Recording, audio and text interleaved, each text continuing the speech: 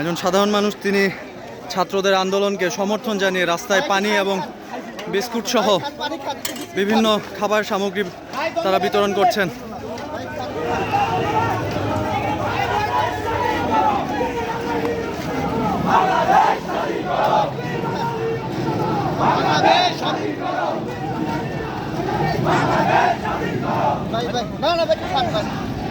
আপনি কি করছেন? এটা কেন করছেন? এটা আমাদের দেশের জন্য করতেছি, ছাত্রের জন্য করতেছি।